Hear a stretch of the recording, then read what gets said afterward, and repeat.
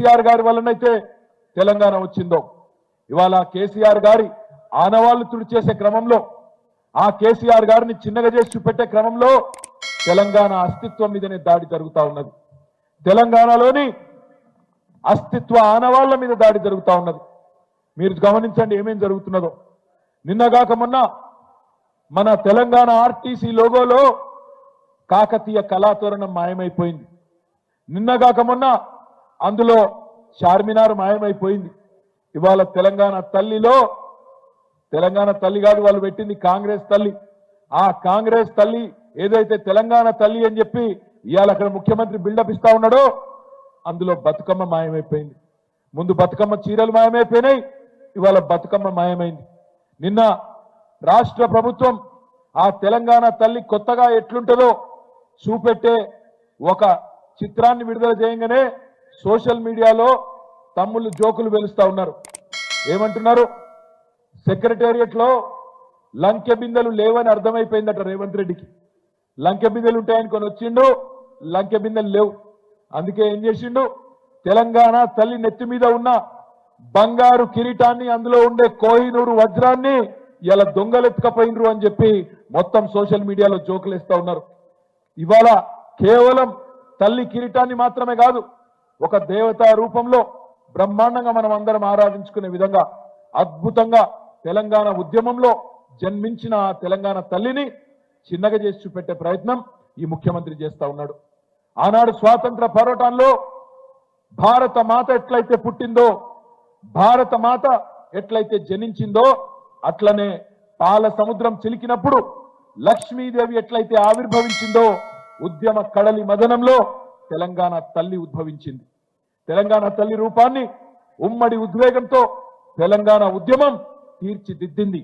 ఇది ఏ ఒక్క నాయకుడో ఒక రాజకీయ పార్టీకో సంబంధించిన రూపం కాదు. తెలంగాణ తల్లిని చూడంగానే ఉద్యమ జ్ఞాపకాలు గుర్తుకొస్తాయి. నాటి పోరాట స్ఫూర్తి రగులుతా ఉంటది తెలంగాణలోని ప్రతి ఒక్కరి గుండెల్లో. ఈ జాతి సమిష్టిగా సాధించిన ఈ పోరాటంలో సాంస్కృతిక పోరాటం కూడా మళ్ళొక్కసారి గుర్తొస్తుంది.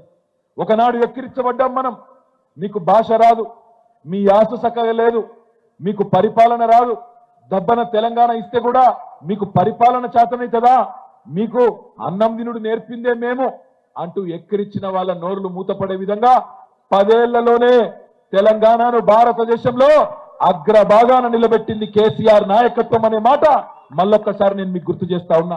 ఈ తెలంగాణని విధ్వంసం నుంచి పునర్నిర్మాణం వైపు ఏ విధంగా ముందుకు తీసుకు వెళ్ళాలనుకుంటున్నామో మొదటి సంవత్సరం పూర్తి చేసుకున్న సందర్భంలో భవిష్యత్ కార్యాచరణను రాబోయే రోజుల్లో శాసన సభలో విధి విధానాలను ప్రకటించడమే కాకుండా వీటి పట్ల చర్చ చేపట్టి తెలంగాణను అభివృద్ధి పదం వైపు నడిపించే బాధ్యత ఈరోజు మన ప్రభుత్వం తీసుకుంటుంది.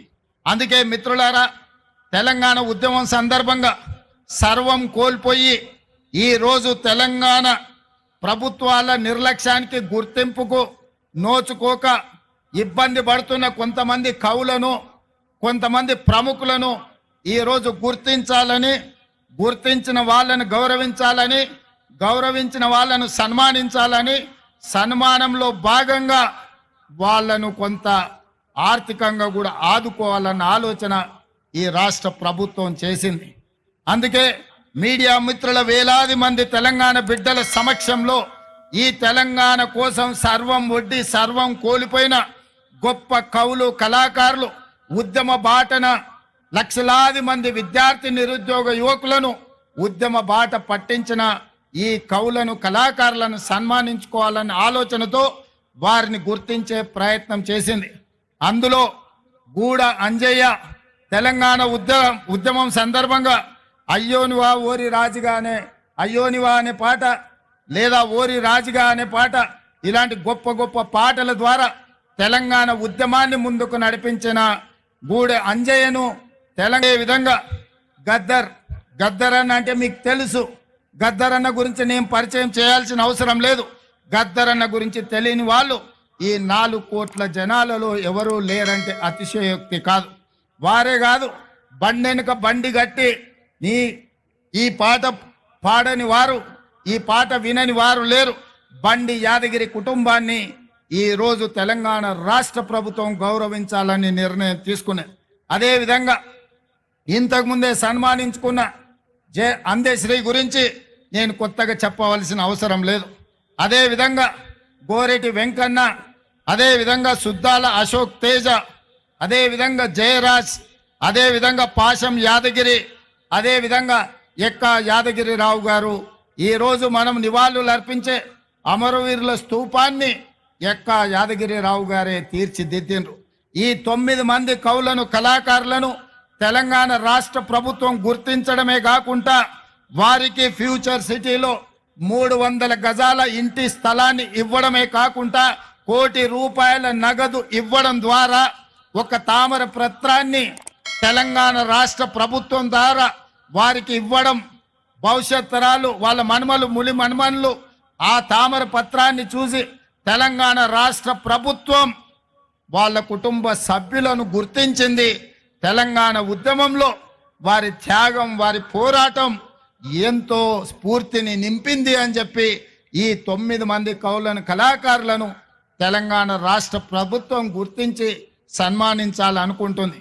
అందుకే వారికి తామర పత్రాన్ని రాష్ట్ర ప్రభుత్వం అధికారికంగా అందించడమే కాకుండా వారికి ఒక ఇంటి స్థలాన్ని, వారికి ₹1 కోటి నగదును వారికి ఇవ్వడం ద్వారా ఈ ప్రభుత్వం, ఈ 4 కోట్ల తెలంగాణ ప్రజలు మీ త్యాగాలను మరవలేదు, మీ త్యాగాలు చరిత్ర పుటలలో, మీ పోరాటాలు మా మెదళ్లలో శాశ్వతంగా ముద్రించుకుంటాము.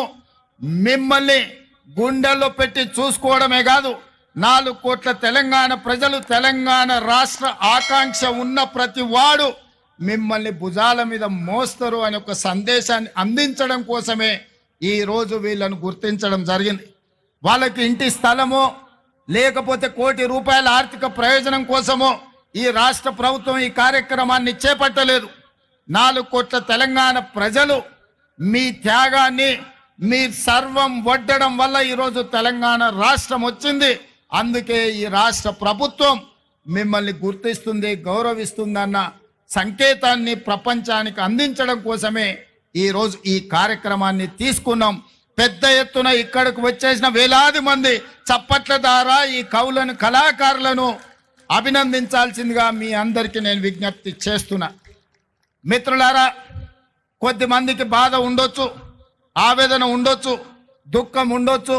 మా ఆలోచనలు, మా కుటుంబ గుర్తింపు, మా రాజకీయ పార్టీ మనుగడకు ఈ నిర్ణయాలు ప్రమాదకరంగా మారుతున్నాయని అనుకోవచ్చు. కానీ ఒక వ్యక్తి కోసమో, ఒక కుటుంబం కోసమో, ఒక రాజకీయ పార్టీ కోసమో తెలంగాణ రాష్ట్రం తెచ్చుకోలేదు.